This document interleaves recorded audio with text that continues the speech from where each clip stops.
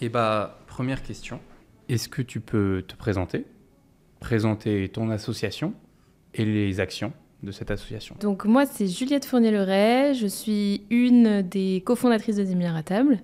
Mes deux autres cofondatrices, c'était Julie et Lucie. On s'est toutes les trois rencontrées à l'ESCP. Et on a décidé de prendre 8 mois de césure pour mener un projet qui nous tenait à cœur toutes les trois. On s'est retrouvés autour du sujet de l'alimentation parce que c'était toutes les trois quelque chose qui nous tenait à cœur.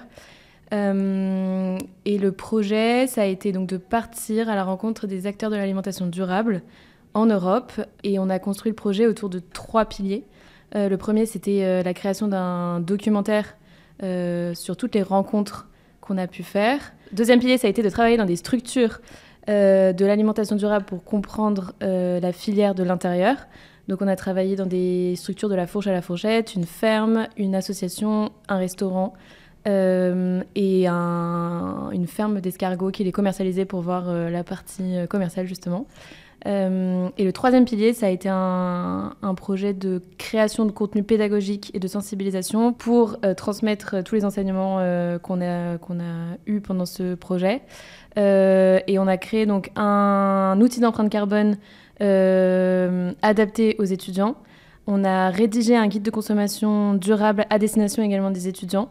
Et on a accompagné des écoliers pendant nos 8 mois de voyage autour d'ateliers pédagogiques sur l'alimentation durable. Le SCP, il y a pas mal d'associations qui existent déjà.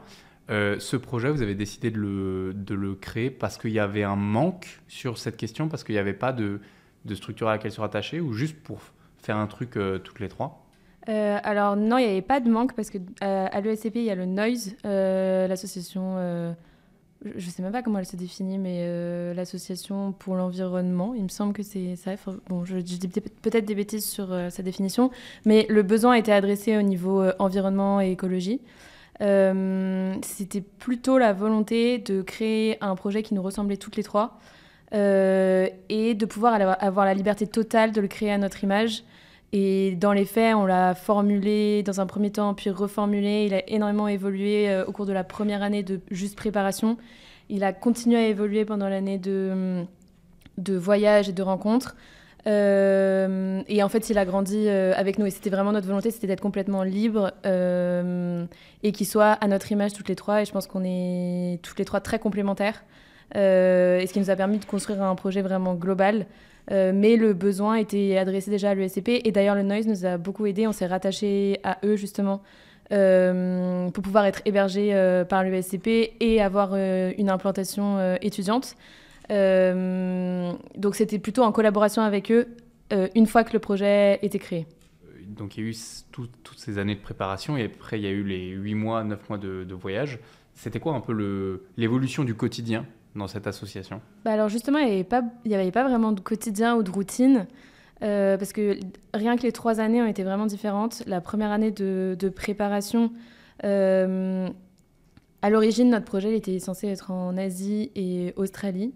C'était avant le Covid, et le Covid nous a donc empêchés de partir, et finalement c'était beaucoup plus cohérent par rapport à notre projet qui s'est reconstruit autour de l'environnement, de l'impact qu'on avait sur la planète. Et en fait, par rapport à ça, on s'est dit qu'il y avait une énorme incohérence avec le fait de voyager en Asie, dans 1000 pays, etc. Donc finalement, un mal pour un bien. Et donc cette année de construction, ça a été la prise de contact avec des structures qui pouvaient nous accueillir, parce qu'on voulait être utile dans 4 structures pendant minimum 4 semaines, et vraiment comprendre et aider les structures. Donc on s'est vraiment mise au service, on a fait du bénévolat et des journées classiques de travail. Mais donc en amont, il fallait trouver ces 4 structures qui nous hébergeraient, et on voulait 4 structures qui se positionnent sur toute la chaîne alimentaire. Donc il fallait qu'on ait tous les maillons et que ce soit à peu près cohérent aussi en termes de géographie, parce qu'on était en voiture. Donc toute cette phase de prise de contact a été très très longue, sachant qu'en plus les associations ne répondent pas forcément hyper rapidement. Au début, on voulait plutôt l'Europe du Sud, et donc on contactait des structures en Grèce, en Espagne, en Italie. On avait beaucoup de mal à en trouver parce qu'ils sont beaucoup moins avancés sur toutes les questions justement environnementales et écologiques que les pays du Nord. Donc en fait, assez rapidement, n'ayant aucune réponse, on s'est dit ok, on va contacter des structures. Et donc il y avait tout un travail de démarchage et de en fait quel est le marché, quelles sont les structures qui existent, et ensuite on contacte par des mails, par des appels, etc. Et celles qui nous répondaient, on prenait contact, on échangeait, on voyait comment on pouvait les aider. Après, il y a eu toute une partie aussi budget, donc trouver le budget nécessaire pour partir pendant 8 mois. Donc on a répondu à pas mal d'appels à projets, on s'est fait aider par l'ESCP, par Génération Équitable, qui est une association qui travaille sur le sujet, la mairie de Paris. Et donc à chaque fois, c'était répondre à des appels à projets, les pitcher et trouver quel serait le livrable final de notre projet, parce que quand on en parlait autour de nous, très rapidement, on nous demandait mais qu'est-ce que vous allez produire, qu'est-ce que vous allez rendre, pourquoi vous partez, qu'est-ce que vous allez faire. Et on s'est rendu compte assez rapidement que juste partir pour nous, c'était pas suffisant. Il y avait une vraie attente d'enseignement et de transmission. Et donc on s'est dit ok, on va faire un documentaire, on va essayer de produire du contenu, donc un guide de consommation, un outil d'empreinte carbone, on va embarquer des petits, c'était des CP, des CE1 avec nous pendant le voyage à distance, mais on va organiser des ateliers. Donc voilà, une phase de brainstorming, une phase de démarchage, une phase de recherche de fonds. Ça c'était la première année. La deuxième année, ça a été le voyage en lui-même. Et là, pareil, pas trop de routine, à part que la journée, on travaillait pour la structure dans laquelle on était, mais qui pouvait être du travail dans une ferme, et le mois d'après, le travail dans un restaurant, puis le mois d'après, on travaillait pour une association, mais du travail plus administratif, donc vraiment très, très différent. Et une fois qu'on finissait notre journée classique de travail vers 17-18 heures, on allait rencontrer d'autres acteurs pour les interviewer, les filmer et travailler sur le documentaire. Et à notre retour, il y a eu toute la phase de montage du documentaire qui nous a pris énormément de temps. Montage, on travaillait avec un ingénieur son, un monteur, une graphiste, donc il fallait coordonner tout le monde. Et puis il y a eu notre avant-première qui était un peu la consécration de tout notre projet. Donc ça, pareil, organisation de ce projet, beaucoup d'événementiels, de communication sur le sujet, de travail avec nos partenaires. Donc les 3 années ont été très différentes, et même en termes de maturité sur notre projet, je pense que vraiment on a énormément évolué et grandi avec le projet. Et le nom 10 milliards à table Il s'explique assez facilement. On va, selon les projections, être 10 milliards en 2050. Donc notre problématique de départ, c'était comment nourrir ces 10 milliards de personnes en 2050 de façon durable, qu'on a définie comme saine, respectueuse de l'environnement et des producteurs, et accessible financièrement. Donc comment résoudre cette équation, et ça nous a mené à ok, on sera 10 milliards à table en 2050, comment on nourrit toutes ces personnes de façon durable. Quelle a été la pérennité des outils que vous avez proposés aux étudiants? Est-ce que ça a pu être utilisé, l'outil d'empreinte carbone, ce genre de truc? Est-ce que les étudiants de l'ESCP ont pu s'en saisir? Alors l'outil d'empreinte carbone, c'est marrant, il y a 2 semaines, l'ESCP nous a envoyé un mail pour justement pouvoir le récupérer et le mettre sur leur plateforme à eux. Donc ça, c'est un sujet qui est encore en cours.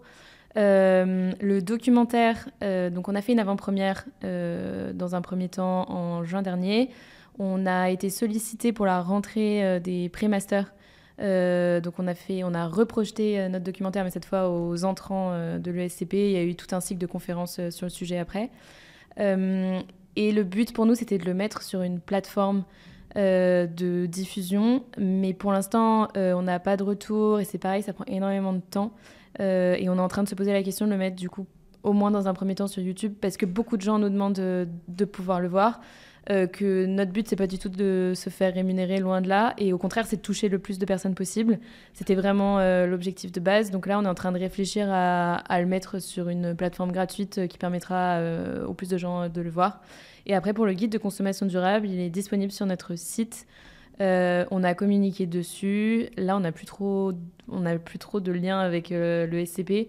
Mais tous nos supports ont vocation à être disponibles gratuitement sur Internet. Est-ce que toi, et peut-être tu peux parler pour tes 2 camarades aussi, est-ce que tu as eu un moment de déclic sur la question de l'écologie au cours de ta vie, Ou est-ce que ça a toujours un peu été là? Est-ce qu'il y a eu un moment de prise de conscience? Alors, je pense qu'on a eu des cheminements assez similaires, mais pour des raisons différentes, toutes les trois. Il n'y a pas eu de déclic en tant que tel. Je pense que ça a été progressif, et notamment avec notre projet. Enfin, je pense qu'on est parti chacune un peu avec un petit socle de base et des préoccupations qui étaient différentes chacune. Enfin, je sais que Julie était plus portée sur l'aspect purement environnemental et impact de l'empreinte carbone et de l'environnement en tant que tel. Lucie était plus portée par le côté social. Comment on inclut tout le monde dans ce combat-là et dans ce parcours du combattant. Et comment on fait en sorte de rendre ce combat juste aussi. Et moi, sur cette partie-là, je pense que j'étais à la fois touchée par cet aspect social et par le côté vraiment purement production. Parce que moi, j'ai toujours eu un attrait pour la cuisine. Et donc, il y avait vraiment l'enjeu qualitatif des produits, comment on les produit, comment aussi on respecte le producteur qui est quand même lésé dans toute cette équation. Donc moi, j'avais plus le côté production et qualité des produits. Et donc, on est vraiment parti avec nos préoccupations qui étaient toutes les trois un peu différentes. Et on a eu des nombreux débats justement là-dessus, sur comment on hiérarchise tout ça. Et c'était hyper intéressant de voir que toutes les trois, on n'arrivait même pas forcément à hiérarchiser de la même manière les enjeux. Donc, on est parti chacune un peu avec ces préoccupations un peu personnelles, sans avoir de conviction forte sur le sujet, et avec tous nos questionnements. Et en fait, au fur et à mesure des rencontres avec tous les acteurs de l'alimentation durable, on s'est rendu compte qu'il y avait encore plus de questionnements. En fait, les questionnements amènent à d'autres questionnements et à des équations qui sont parfois insolubles. Et donc, c'était à la fois effrayant parce qu'on se disait, mais en fait, c'est une équation qu'on n'arrivera jamais à résoudre, et en même temps, hyper intéressant intellectuellement de se dire, y a un énorme enjeu derrière, et c'est peut-être qu'une question de hiérarchisation.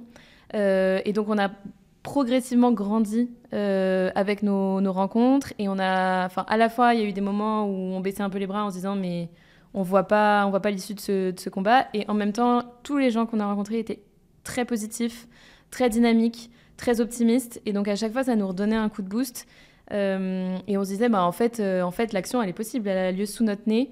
Et là, on a devant nous des gens qui sont inspirantes et qui nous donnent envie de repartir avec eux. Et donc, je pense qu'au fil de ces 8 mois, justement, de rencontres et de questionnements successifs, d'envie de baisser les bras, puis finalement, en fait, waouh, il y a X personnes qui sont inspirantes, X initiatives qui sont en train de se développer, de se structurer, etc. Ça a lieu partout en Europe, dans toutes les villes dans lesquelles on se balade, dans des communautés extrêmement différentes, dans des entreprises, dans des associations, du côté des producteurs, des restaurateurs. Et en fait, finalement, c'était de découvrir au fur et à mesure toutes les initiatives qui avaient lieu, qui nous a donné envie de nous engager et qui nous montrait qu'en fait, c'était possible et que les petites actions étaient possibles. Et chaque acteur agissait de façon différente, avec des actions différentes, avec des priorités différentes. Et on se rendait compte que chacune, on trouvait des moyens d'agir selon ce qui nous touchait le plus. Et donc, ça a été une prise de conscience très progressive, et je pense qu'on a appris aux côtés des gens qu'on sensibilisait, en fait. Justement, là, tu t'es rentré dans le registre de l'action, des choses qui se font, etc. On entend souvent dire d'un côté, la jeunesse ne fait rien, n'est pas mobilisée, et de l'autre, sur les questions écologiques, on a quand même l'impression que la jeunesse fait quand même beaucoup de choses, il y a une vraie prise de conscience, il y a beaucoup d'actions, il y a des mouvements. Comment toi tu te situes par rapport à ça? Qu'est-ce que ça t'inspire, cette espèce de prise de récupération par la jeunesse des enjeux écologiques? Alors je pense d'abord de l'espoir. Je trouve que le changement, il a lieu quand même malgré tout ce qui est dit aujourd'hui, et je pense aussi l'impatience qu'on a quand on est jeune. Le changement, il a lieu quand même très très rapidement. Et quand on voit la différence des préoccupations actuelles par rapport à il y a 5 ans, mettons, c'est juste un monde radicalement différent. Enfin, on se le rappelle souvent. Avec Lucie, on était coloc à Madrid il y a 3 ou 4 ans, et on prenait l'avion sans arrêt, mais comme un train. Enfin, vraiment, c'était tous les week-ends, on rentrait à Paris en avion, et la question ne se posait même pas. Aujourd'hui, c'est l'inverse. La question de prendre l'avion se pose quotidiennement. Et en fait, on l'enlève limite de l'équation, en fait, la possibilité de prendre l'avion. Donc on se dit qu'en 4 ans, rien qu'à ce sujet-là, le changement est radical. Et je pense que ça vaut pour énormément de sujets. Je pense qu'il y a énormément d'initiatives qui sont menées dans le monde de l'entreprise. Enfin, on vient toutes les trois de rentrer dans le monde de l'entreprise. Et ce monde de l'entreprise le prend vraiment en compte. Julie est formatrice de Fresques du climat. On est tous formés aux fresques du climat et on fait des fresques numériques. Enfin, en fait, on est en train aussi de voir les différentes fresques. On n'en fait même pas qu'une. On fait les différentes thématiques. Et ça, dans le monde de l'entreprise. Donc, on est en train de décupler aussi le niveau d'action. C'est impossible maintenant d'investir dans une entreprise sans regarder ce qu'elle fait au niveau environnemental, social, gouvernance, etc. Enfin, c'est des enjeux qui deviennent centraux, même si on trouvera toujours que ça ne va pas assez vite et que l'enjeu est tel qu'il faut qu'on accélère encore. Moi, je pense qu'il faut qu'on ait de l'espoir aussi sur ce qui est mis en place. On le voit aussi dans le monde universitaire, à l'ESCP. On a vu du coup la différence entre la rentrée des pré-masters en 2022 et notre rentrée à nous en 2017. En 2017, on abordait un tout petit peu l'enjeu RSE au fin fond d'une conférence, mais qui n'était pas du tout centrale. Aujourd'hui, tout le séminaire de rentrée était tourné autour de l'environnement et c'était l'unique sujet. Donc rien que ça, c'est pareil. C'est prégnant maintenant au niveau universitaire, au niveau des formations. Ça devient central. Donc je trouve que le changement, il a lieu et il a lieu rapidement. Donc ça donne de l'espoir. Et mon petit bémol, mais qui nous inclut nous aussi, toutes les trois, ce serait aussi le besoin de recul qu'on a besoin en tant que jeunes, parce qu'on a tendance à être idéaliste et à aller très rapidement et à vouloir aller très rapidement et à pas voir nécessairement tous les enjeux qui vont avec l'environnement. Enfin, on va se concentrer que sur un aspect très précis. Et je trouve que c'est alimenté par les médias aussi qui manquent de plus en plus de nuances. Et donc, on va se concentrer, par exemple, que sur l'empreinte carbone. Et toutes nos actions vont être tournées autour de ça, mais plus du tout sur les autres enjeux qui sont tout aussi importants, comme la biodiversité, par exemple. Et par rapport à l'avion dont on parlait tout à l'heure, aujourd'hui, on va donc diaboliser l'avion, mais on va plus se poser la question de la biodiversité, par exemple, prendre le ferry. Qu'est-ce que ça fait sur les océans ? Et juste se poser la question. J'incite pas à prendre l'avion, mais plus à chaque fois essayer d'avoir une image globale et se questionner en fait sur tous les enjeux qu'il y a autour d'une même question et que ça va pas se cantonner à un aspect. Et donc ça va être plus une incitation à se questionner, à discuter aussi avec les autres. Je trouve que la société, elle se polarise aussi entre ce qu'on va appeler un écolo un peu radical et un bobo qui n'est pas vraiment assez écolo et qui finalement fait pas tant d'efforts et ce serait plus une question de tendance. Mais en fait, parlons, discutons, arrêtons de juger, d'être moralisateurs. Et je pense que ça, c'est le premier devoir aussi des jeunes. Ça va être de créer plus de dialogue et décloisonner la société entre tous ces micro-groupes qui agissent, mais parfois aussi en contradiction. Un des éléments les plus importants pour le festival Atmosphère, c'est l'idée selon laquelle la culture va entraîner le changement politique. C'est-à-dire le changement culturel sera le vrai vecteur du changement politique. Et une idée qui est liée à ça, c'est l'idée qu'il y a des grands récits qui dominent notre société. On peut imaginer, je sais pas, le consommer rend heureux. Tu parlais tout à l'heure de l'avion. C'est une façon c'est une espèce de récit qu'on se dit à soi-même de je peux prendre l'avion pour faire l'aller-retour comme ça et en 24 heures c'est plié. D'après toi, est-ce que tu adhères à cette idée selon laquelle il y a ces espèces de grands récits qui sont très importants dans notre perception de l'écologie et dans nos actions, et de l'autre côté, quels sont ces grands récits selon toi ? Alors oui, je suis persuadée qu'il y a des grands récits qui sont véhiculés par la société et qui influencent nos actions et notre mode de vie. Ça, oui, ça j'en suis persuadée, et notamment dans un monde où on est baigné dans le contenu créé sans arrêt. Donc ça c'est certain. Et pour moi, il y aurait deux grands types de récits aujourd'hui. Le premier, ce serait un récit plus catastrophiste, de dystopie, de guerre, de toute façon c'est trop tard, il n'y a plus rien à faire, la planète brûle et de toute manière il faut s'y résoudre. Donc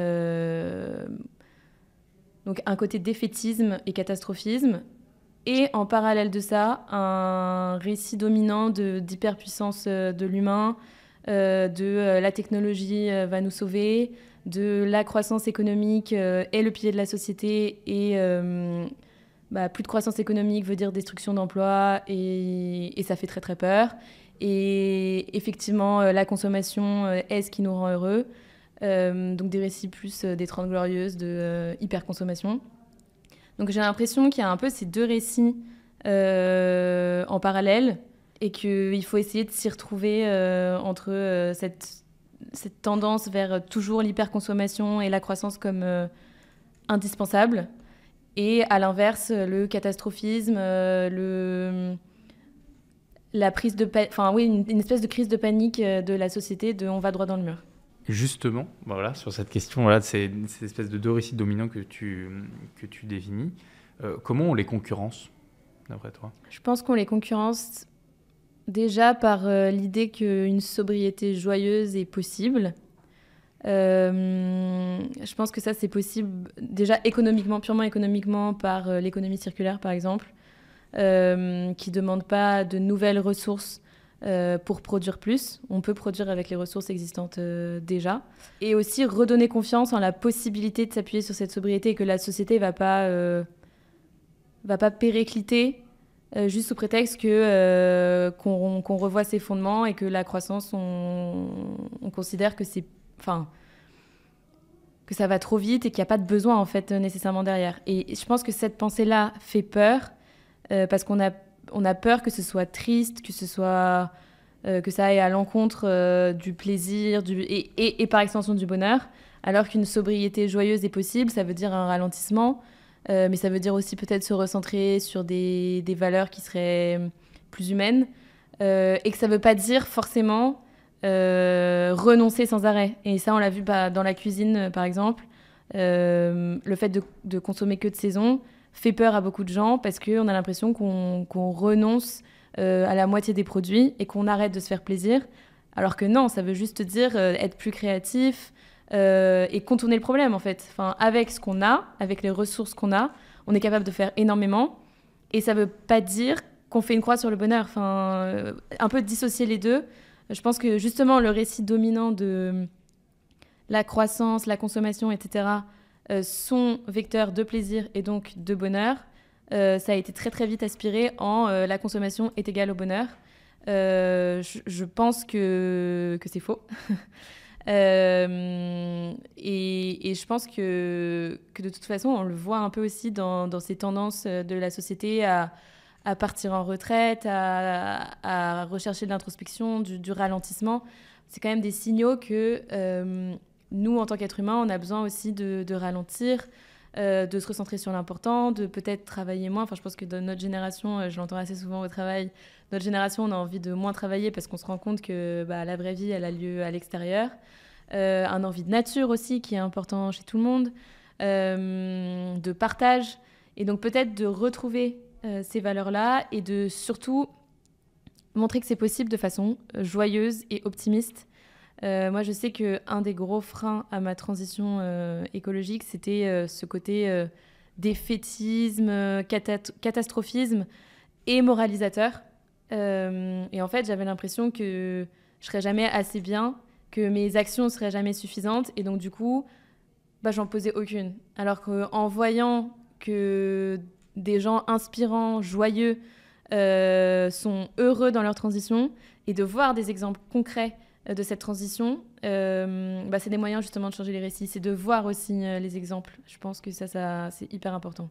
Et justement, pour enchaîner là-dessus, est-ce qu'il y a des personnalités ou des actions qui t'ont inspiré ? Il y en a eu beaucoup dans toutes les rencontres qu'on a pu faire. Je pense que les 40 personnes qu'on a interviewées pour notre documentaire ont toutes été inspirantes d'une manière ou d'une autre, par des messages différents, mais elles ont toutes été inspirantes pour nous. On a aussi rencontré des personnes en France avant de se lancer dans le documentaire, pour un peu justement commencer à comprendre les enjeux. Et on a rencontré le fondateur de Meet My Mama, par exemple, qui s'appelle Youssef, et qui a créé donc une association qui accompagne les femmes issues de l'immigration pour devenir des chefs.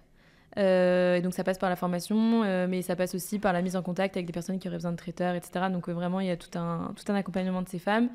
Et cette personne-là, ce Youssef qui a monté cette entreprise, était hyper inspirante, mais un restaurateur qu'on a rencontré aussi en France, qui travaille plus, lui, à mettre en valeur des producteurs qui sont responsables, était inspirant par son dynamisme et sa certitude aussi il était dans le bon combat, et dans l'action. En fait, je pense que toutes les personnes qui nous ont inspirés nous ont inspirés parce qu'elles étaient actives et elles posaient des actions concrètes au quotidien.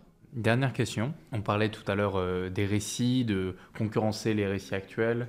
Comment est-ce que tu penses que 10 milliards à table a participé à la création de nouveaux récits ? Bon, alors je pense que ça passe essentiellement par notre documentaire, que je vous invite à voir d'ailleurs. Il s'appelle From Farm to Fork. Je pense qu'il est passé par l'optimisme. Je pense qu'on avait toutes les trois cette volonté de montrer justement qu'on pouvait faire cette transition dans la joie et c'était fondamental pour nous. Je pense qu'on y a contribué aussi en montrant des initiatives concrètes, en montrant que le changement avait lieu maintenant sous nos yeux et qu'il n'était pas suffisamment mis en lumière, mais qu'il avait lieu. Et je pense qu'il est passé aussi par le fait de renouer le dialogue avec des acteurs. On n'avait aucune compétence particulière, ni au niveau environnemental, ni au niveau cinématographique. Rien du tout. On est juste parti avec notre micro, notre sac à dos. On a toqué aux portes et on a initié le dialogue. Et je pense que les nouveaux récits ils passeront aussi par ça, par le fait d'aller parler à notre voisin, d'aller parler à l'agriculteur au fin fond de la France, d'aller parler à l'association qui s'engage au coin de la rue. Enfin, vraiment de renouer le dialogue, de poser les bonnes questions aux autres, puis entre nous. Et je pense aussi que ça passe par... que ce dialogue va amener à un combat plus commun aussi. Et je pense que c'est la dernière brique à ce combat écologique, c'est de réunir toutes nos forces. Parce qu'elles sont un peu éparpillées entre tous les mouvements. Et ce que je disais tout à l'heure aussi, j'ai l'impression que la société se polarise énormément. Mais si on décide de tous agir, il n'y a aucune raison qu'on n'y arrive pas. Et ça, je pense que ça passe vraiment fondamentalement par le dialogue. Et effectivement, la construction de nouveaux récits et la culture, ça, j'en suis persuadée. Que les médias aujourd'hui ont quand même tendance à manquer de nuances et à nous imposer des visions qui sont parfois un peu trop noires. Et je pense qu'on a besoin de voir cet optimisme, de voir que les jeunes sont en train de s'engager et que le changement est possible. Je pense que ça passe essentiellement par ça. Merci beaucoup, Juliette. Bah de rien.